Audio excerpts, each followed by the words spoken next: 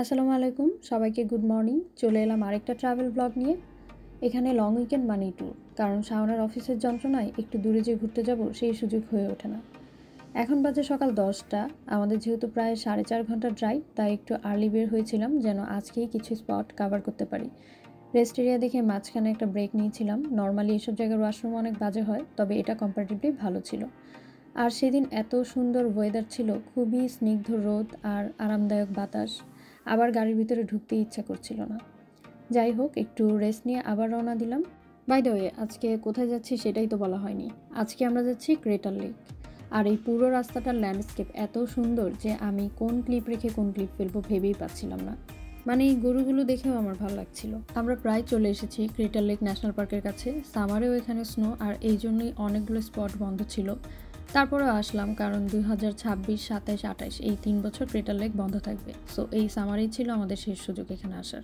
এই তো আমরা পার্কের গেটে চলে এসেছি। যে কোনো ন্যাশনাল পার্কে ঢুকতে গেলে একটা পাস দরকার হয়। এটা সারা বছরের জন্য কেনা যায়, যেটা ইউএসের যে কোনো ন্যাশনাল পার্কে ইউজ করা যায়।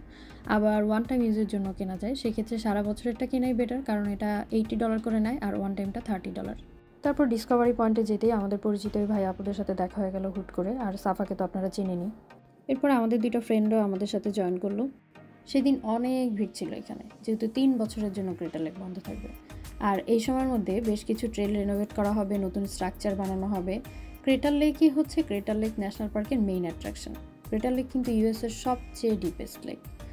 অলরেডি কিছু ট্রেল বন্ধ ছিল স্নোর জন্য, এটা আমরা জানতে পেরেছি ট্যুর প্ল্যান করার পরে। কিন্তু এই ডিসকভারি পয়েন্টটা বেশ পপুলার একটা ভিউ পয়েন্ট, তাই ভাবলাম যে জাস্ট এটাই ঘুরে আসি। সেদিনের মতো আমাদের ঘোরাঘুরি শেষ, সন্ধ্যা হয়ে যাচ্ছিল। অনেকক্ষণ ড্রাইভ করার কারণে শাওনা অনেক টায়ার্ড ছিল। তারপর আমরা হোটেলে আসলাম। আজকের রাতটা এখানে স্টে করব। ঘুরতে গেলে নর্মালি আমরা বাজেটের মধ্যে রুম নেওয়ার ট্রাই করি যেন কস্ট কম হয়, কিন্তু কপাল খারাপ থাকলে এই বাজেটের চেয়েও খারাপ হোটেল কপালে জোটে। হোটেল রুম দেখে আমি তো পুরাই ইমপ্রেসড, কারণ এখানে একটা কিচেন আছে।